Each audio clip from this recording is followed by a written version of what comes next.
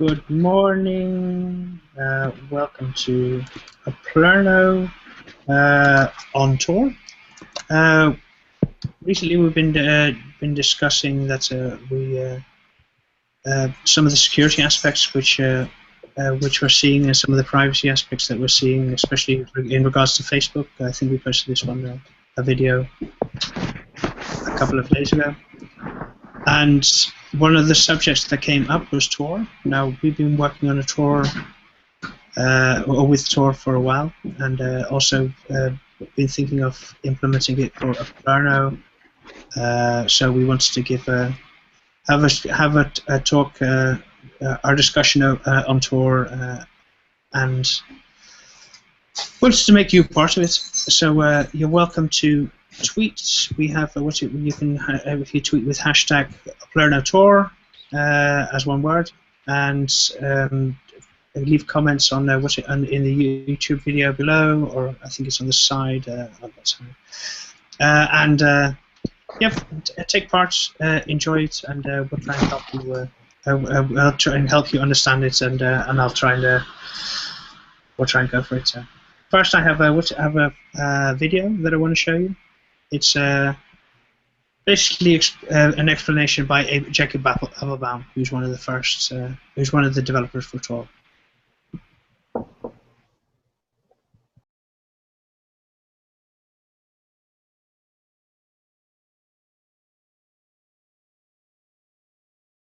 Well, the Tor network is used by all kinds of people all over the world. So it's sometimes used by people that wish to visit censored websites, but it's also used by, in some cases, the police. So it's sort of hard to tell who's using it and what they're using it for, which is the entire idea. But effectively, the way that it works is that there's equal access for everyone, and when you use it, it's hard to tell what people are doing, and that's the design. So the design is that anonymity loves company, so we make sure there's a lot of people that are able to use the system. It's built with free software for freedom, and it uses strong cryptography, and it's decentralized. So it's not like a virtual private network or a VPN, where you send all your traffic to one person forever, and you hope that they don't give it up. It's rather that you communicate with thousands of computers all over the internet, and you try to compartmentalize the things you do, and you try to make sure that anyone that might know that you're here in Graz at the Elevate Festival would not know, for example, that you were visiting a website in Sweden, or that you were trying to get around censorship that exists on a network somewhere. Well, I mean, everything has edges. So, of course, if you broke into the house of a developer and changed the source code and then told everyone there was a new update that they should download, like any software, we have these fundamental problems which are hard to solve. We try to solve these as best as is possible, and we do that also with cryptography. So we make sure that people download software that we have released, and we give them steps to verify that we have actually released it. We can't censor things on the Tor network because we don't look at those things, and we can't turn things over because we don't collect them. And in fact, we try to make sure that any one person or any one set of people could not do that. And that is in fact by design, and we call this privacy by design. Whereas the other design, a centralized system where you hope that someone won't put you into trouble or harm's way, well, that's what we would call privacy by policy, which comes down to trust. So if you happen to be a journalist and you're working on something that is really important, do you trust somebody you pay $5 a month for VPN service that's called Hide My Ass? In this case, it might make sense to use a free service like Tor, and you'd recognize that at least you're compartmentalizing your risk. At least you have never exposed your identity to the Tor network. You've never given billing information. You've never done any of that stuff.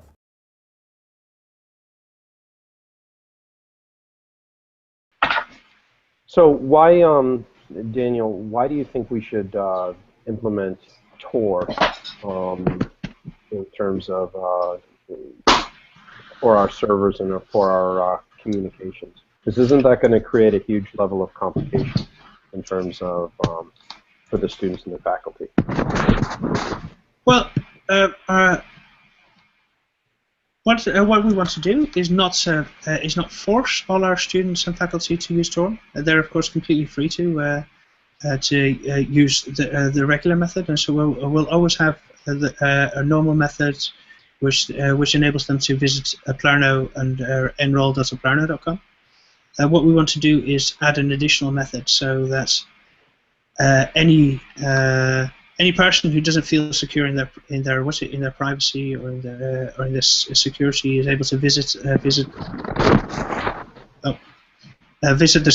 us and view all our things via a secure connection, so that nobody can snoop into it. It's also for people.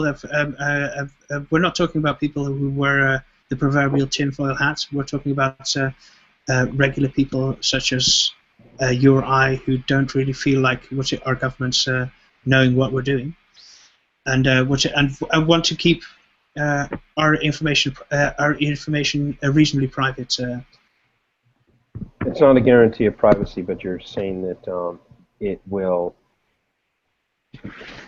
greatly facilitate the ability of people to be private on the net, and that's one of the things that we're working towards on the FAQ on our website, in terms of providing secure communications for people who may be in places where what they study and what they teach can potentially get them into trouble. So yeah, no, this is a pretty good thing. Yeah, there are two ways to use Tor. Oh, Rob, would you mind muting? There are two ways to use Tor. You've got the regular way. I'm going to just share my screen here. You've got in which you use Tor from your own computer, and you connect via Tor to from your own computer, and you connect via Tor via the network to an exit relay and go towards a destination. So basically, you go into the Tor network from your computer, and this connection is encrypted. This connection is encrypted. This connection is encrypted.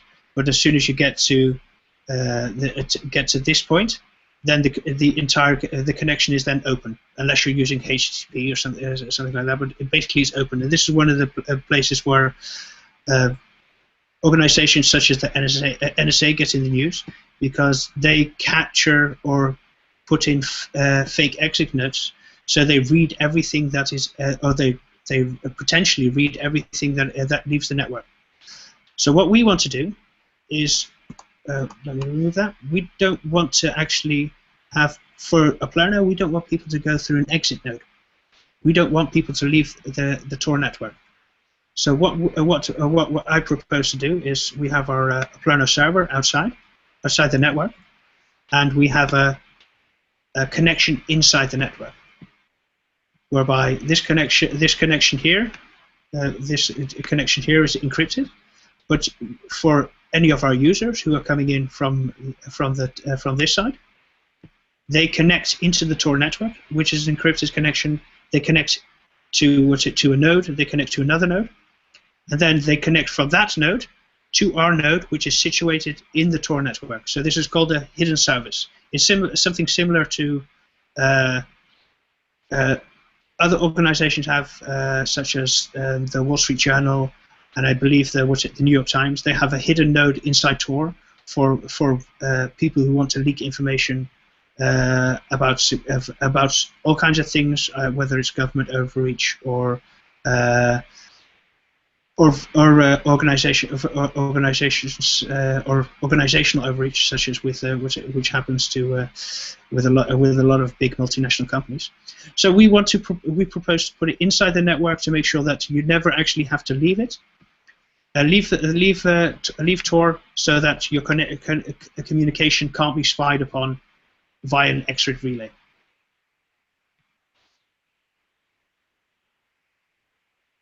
Do you understand, Rob? Yeah, no, I get it. I get it perfectly. I've used Tor before, and it's really easy to set up. Of course, it's also very easy to make mistakes, which then open up yourself to issues. Can you put that diagram back up? Yeah, of course. With the lines? Yeah, that'd be great, because the lines make it really clear. So just a question, Daniel. When we're saying that we're going to set up a node, does that mean that all of our information is running in that node on the Tor network? No. Or it's just if people want to go through and do the do the encrypted piece? Absolutely, absolutely. What our server here is currently, we have it here, which is enroll.com.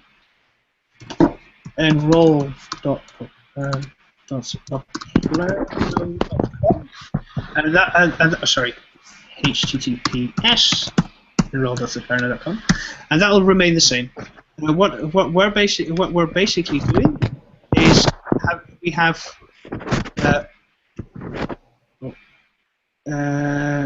on this server we're running a connection which connects into the Tor network, and we say we also have a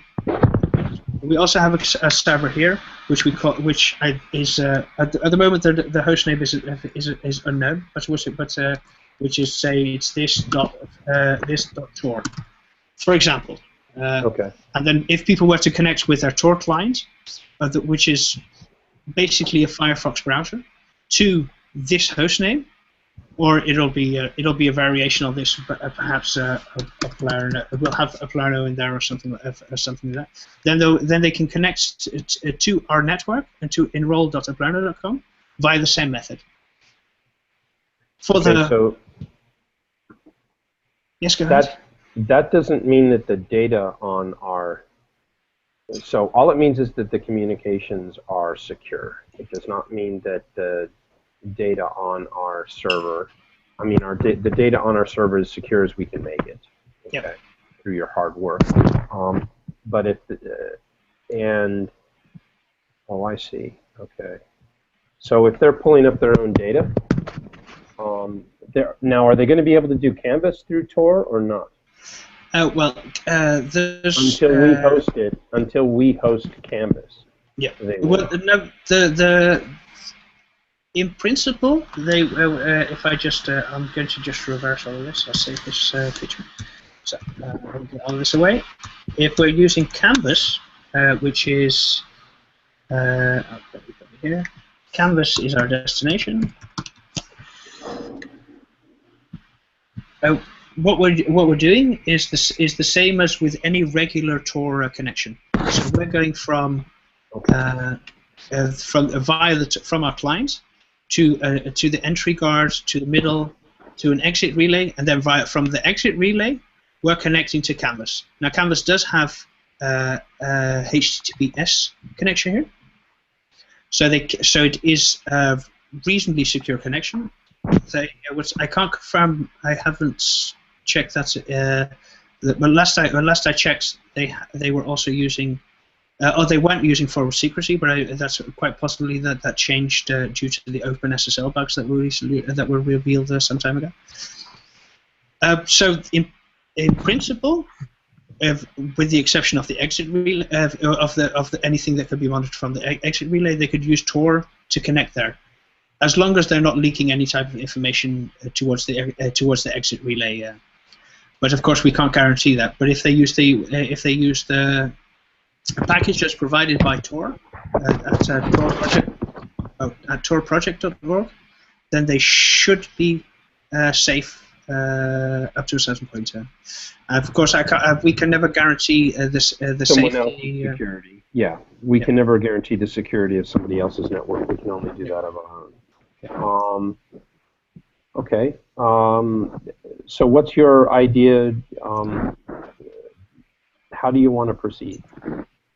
Well, in the coming weeks, in the run-up to Woodblock, my plan is to put up a server or to put up a server here. And I've already arranged it with our hosting party that we're able to get.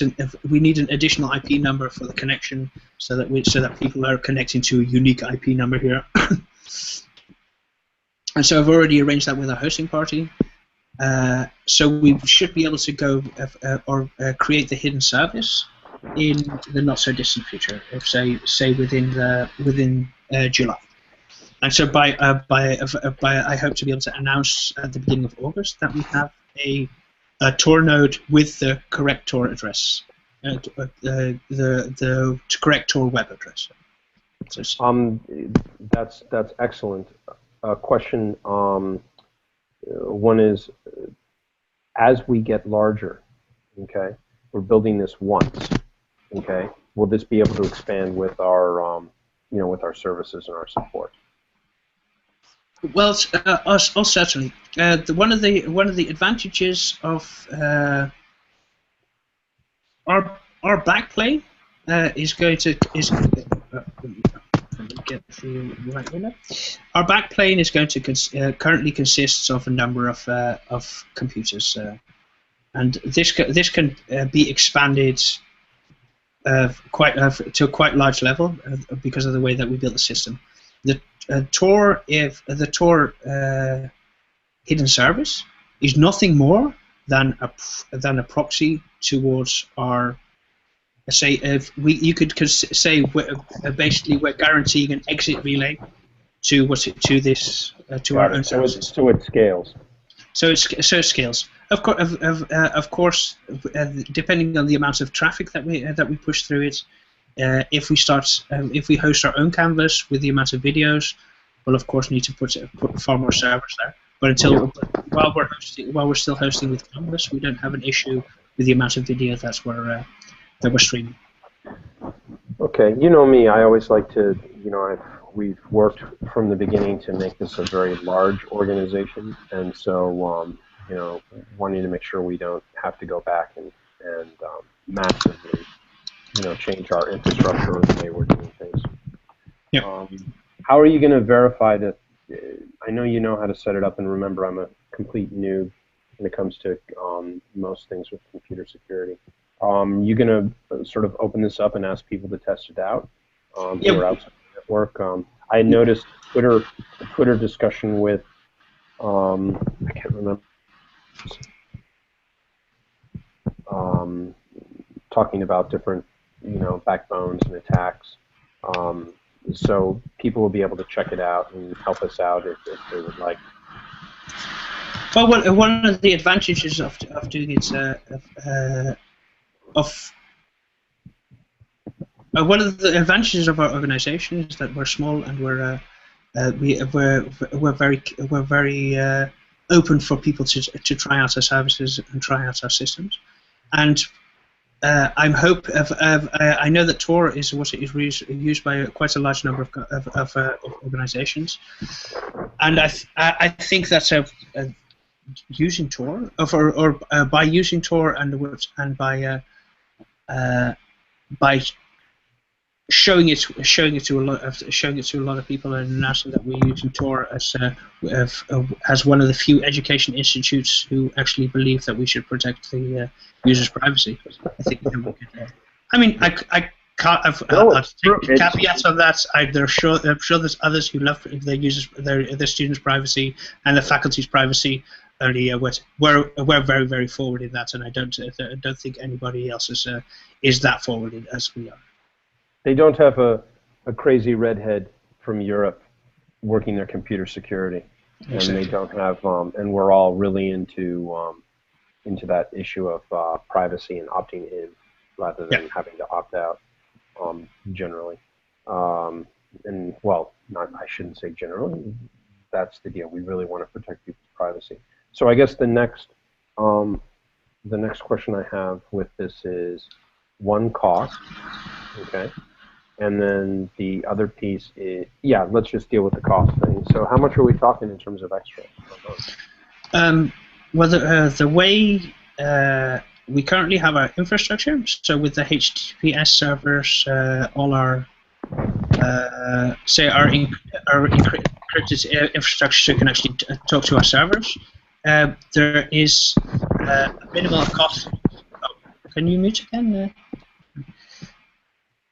Are you picking up some stuff from? Yeah, I'm going to mute you.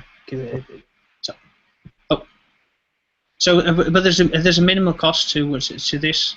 Of course, nothing is free. There's no such thing as a free lunch. So there is going to be a small cost, but to add the Tor. But that uses the same infrastructure as we currently use, and should have very little overhead in terms of cost. I mean, a little in comparison to what we're already spending, of course. So perhaps I don't know. 10 cents on the dollar, maybe 5 cents on the dollar, probably.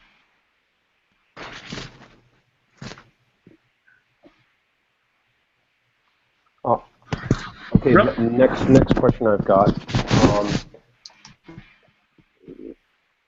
Security of the students and the faculty. Okay, so we're starting to expand more and more globally. We've got, we're now starting to get, some. Depending upon where you live, some of the stuff that we're teaching is more politically sensitive. This will help the security of the faculty and the students. Rob, I'm getting a lot of feedback from your. Are you touching your computer or your microphone? No. Are you getting it now? No, I'm not getting it now. Okay. So this is going to help people in terms of the enroll in the Canvas. Is there anything else or a set of tools that we can give the students and the faculty to protect them in terms of their communications with Oplerno? Of course, the way we've built our system for faculty and for students, there are no required fields. We give them an email address. That was we give faculty an email address, so they don't have. So in principle, they wouldn't have to give us our email address except for when we're communicating initially with them. So they could use throwaway email addresses, these type of things. As far as the things that we require our members to fill in, we don't require any fields. We don't require names. We don't require anything on a computer on the computer side. Of course, we have a requirement that people fill in. Students and faculty fill in a contract, cash-free contract. But this is of course for us. We keep this one very safe, and is mostly meant to verify and to ensure that any credits that people earn with us can be transferred to them as a person, and they can verify that they have these credits. And we leave it on the hello sign server. We don't touch it, so we're not taking that data in for us, which is good. Okay. But of course, this is security by that part with the contract is what they call security by contract. It's not security by design. Right. In principle, we could examine this data, although we choose not to. And in this is a matter of trust between us and our students. And at a later stage, we will of course be able to, or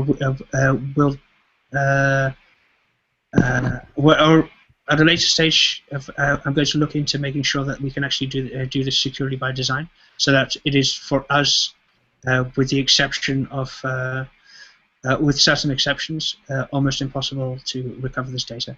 But that would still be security by contract, of course. So. Yeah, the issue that's going to crop up a little later on is verifying the students are actually taking the classes they say they're taking, and somebody else isn't. And I assume that there's different ways we can do that with IP address verification potentially, or unique keystrokes. Who knows?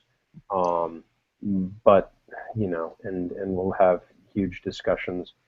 Maybe it's appropriate, you'll have to lead it, whether they're open discussions on the verification of identity while maintaining as much anonymity as possible. I mean, again, while in the States what you teach, and while we in the States more or less protect academic freedom, okay, and the students' rights to privacy under the different federal guidelines, I get more concerned about, people in certain countries in Latin America, Africa, Asia, where what you study can get you in a jam.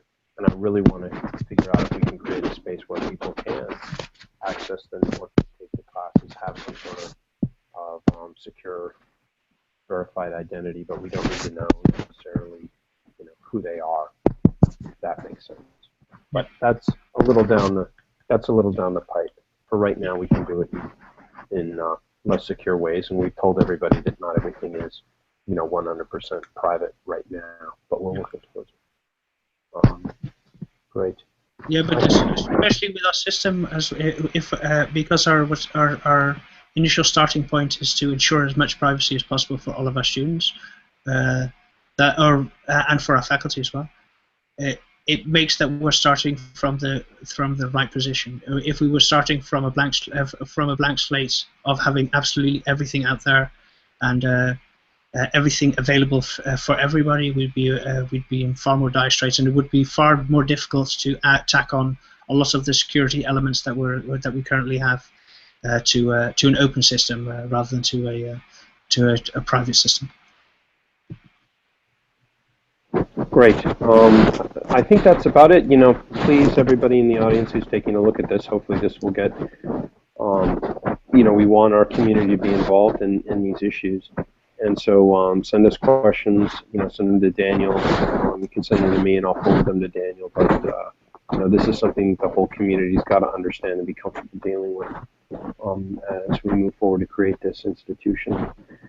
I'll have to talk with you a little bit later on, or maybe there's some guide, because how you set up your Tor browser on your computer is extremely important to ensure your own security. You can't just install it and think you're safe. You've got to do some other stuff. Absolutely. All right. I think that's it, unless you wanted to add anything more.